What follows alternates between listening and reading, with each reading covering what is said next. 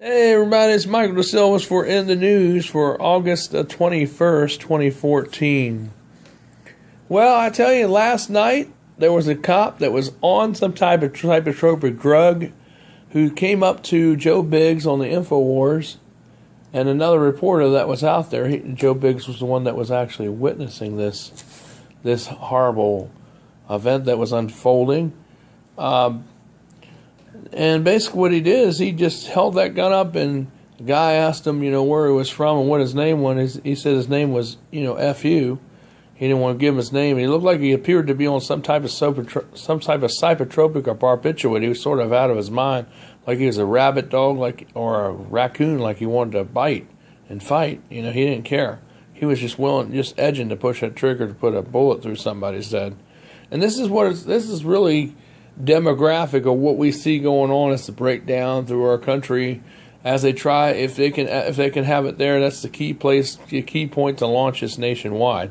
So we want to try to keep it there, or try to quilch this thing as quick as we can as people, because we don't want this martial law to go into place. And last night there were a bunch of teenager girls and boys out there taking pictures with their smartphones going, "Hey, the martial law's here. Ooh, this is fun." Trying to trendize it and trying to make it look like it's a fun thing and this is what we need. I mean, these teenagers must be really out of their element, because they don't really know what's going on. And they're like, "Oh, the guns are pointing at us," like they're not real. Like they don't think they're going to shoot them, or like they're immune from it. I mean, this is nuts. And if our social media is like this, I tell you what, this is some crazy generation we're in, where they don't think nothing's real because they think everything is all artificial. Well, I tell you what, they start shooting you, you won't think it's artificial then. Girls acting so silly and dumb like that, thinking, that they got guns pointing right at you, and you think, oh, it's just all trendy and fun. And they're going around wearing masks, and they're not even from around there. They're from out of town, And then they got provocateurs, and I want to define what a provocateur is. That's someone that wants to destabilize the freedoms or escalate something to the point to where it causes violence. And there are people that like to stir up and start things. And I believe they were there since the day that Mr. Brown was shot innocently. The way he was shot was like execution style. And, evidence is showing now, they won't release it, but it's pointing more like the police are in the wrong.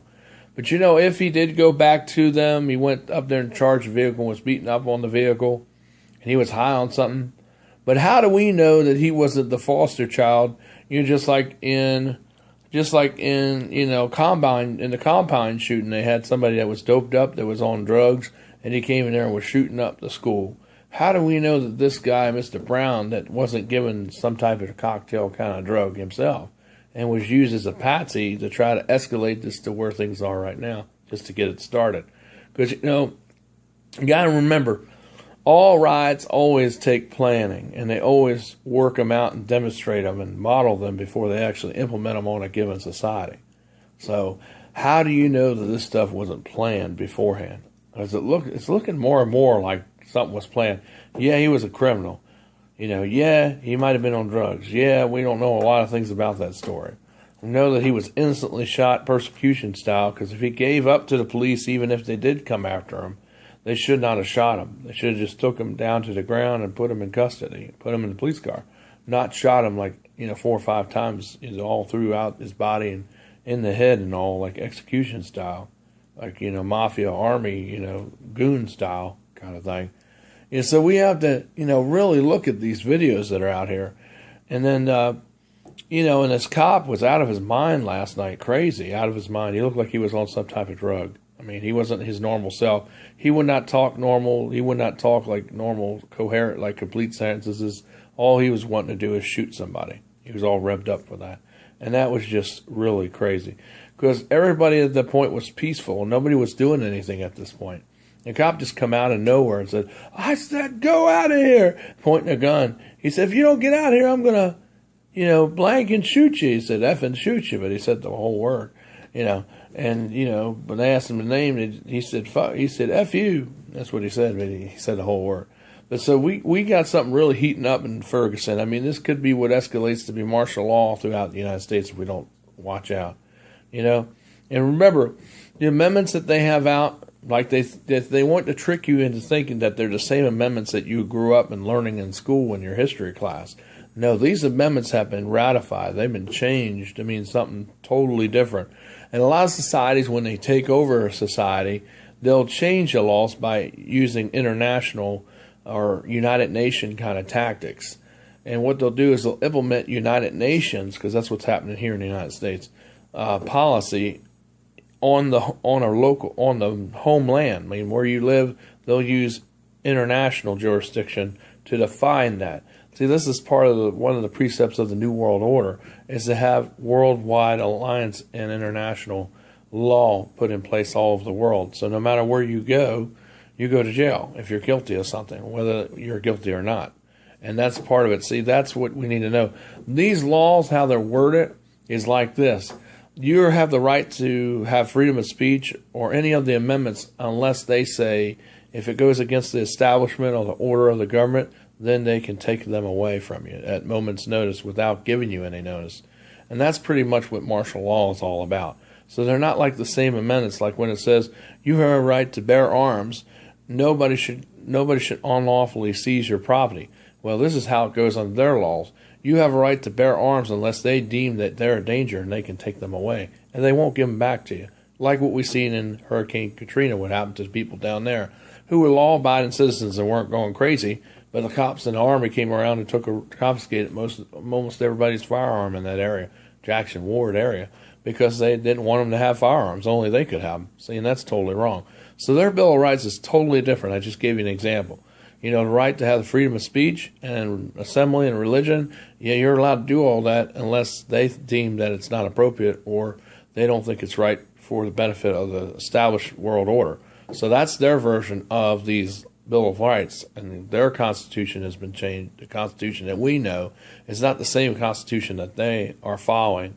See, I mean, we saw over the last couple of weeks that we've seen how they were, putting their targets, to trace their targets, to aim them at, news people as well as regular people that weren't doing anything. And, it's like shoot and ask questions later seems to be the new rules of engagement, which means, that's not really engagement at all. It's just where the police are just going crazy and just doing whatever they want, like in a thug kind of mentality. So, I'm not saying all cops are like this, but I'm sure all cops all over the world, all over the world as well as here locally in the United States, have been briefed on these types of tactics. Because I think this is what they're going to try to roll out worldwide, because they're already having escalations and protests in other places in the countries like Europe, for example. Australia has them too. And so they're figuring out how to do this. So Ferguson, I think, was the guinea pig test on a rural area, how they would deal with this. So they're using way too much overforce. They're using way too much power. They don't need all those guns and all those big militarized vehicles. There's no war in Ferguson. If they keep doing all that stuff, it is going to cause a war because, and then they got provocateurs, not to say the least. They even have the new updated Black Panthers 2.0 is what I call them. Because really what they are is they're being funded by Ford and by Warren Buffett and by other groups.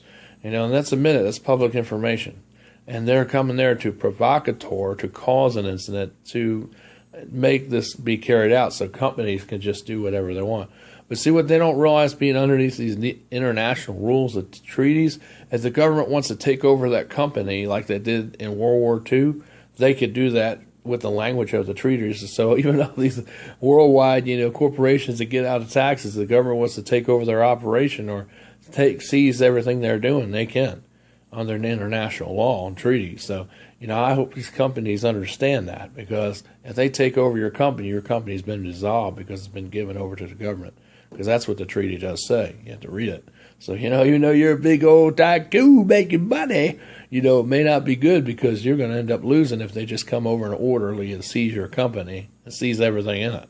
So, I don't think this is a good idea. I don't think a lot of Americans know what's going down, but this is what is going down in the treaty and these international, the Trans-Pacific partner trade, deal that they're signing with all the nations across the world. It's under the international treaty, that the PIPA thing. All these things are going against free trade.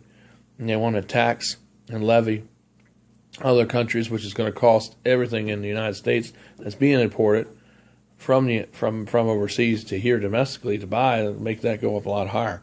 And that's what's already starting to happen because of this PIPA thing. It's not fully implemented yet, but they're working on it. And that's why inflation's going up, because they keep printing all this money. So there's all kinds of things going on at all many different levels, which is going to end up collapsing our society and over time. I don't know when it's going to be. It could be a year or 3 years from now. So I'm asking, my heart goes out to the police. Please don't adopt to their ways or adapt to their ways. If people are innocent, if there's media, don't shoot at them. Don't antagonize them. I'm media. I'm there to report the truth as it's meant to be taught and meant to be heard. And just like you're there to do a job, that's to protect and to serve, not to buy into all this dogma of what they're teaching you about just, shoot and ask question later mentality, a thug-like mentality, kind of parishioner kind of mentality, or Napoleon mentality kind of style of policing. No, you're there to be sworn to protect and to serve.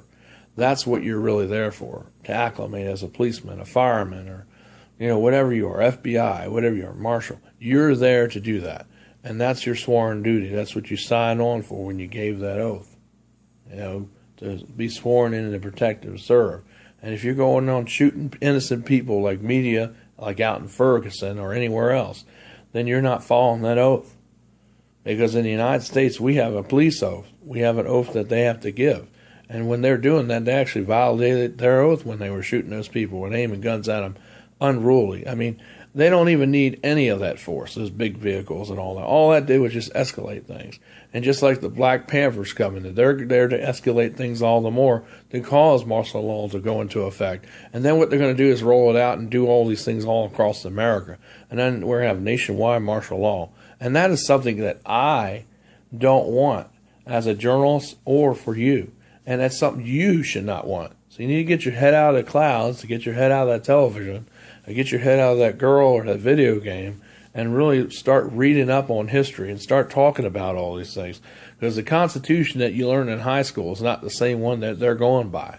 And the same 26th Bill of Rights that you learned in school about is not the same ones that they're going by. Because they're playing it by a different set of rules. So, this is Michael DeSilvas. Please donate down below. Donate to us. You can call us at 804-789-9373 to make a donation. Or you can send it to us at 7110 New Hunter Road, apartment 423, Mechanicsville, Virginia 23111. And you can come by here and drop it off at DeSilvas Media, and that'll all go towards our operation here for the studio, the channel on YouTube, and our radio station. And also give to Victory FM. You want to give to that? We'll take half of the money for our business, and the other half will be sent to Liberty at the end of September. Remember, we need donations. Please subscribe down below and tell people about us. And hey, God bless you. I'll see you later. I'll send up another update. And also, the Wednesday night service should be up there between now or a little bit after midnight. I'll see you later. Bye.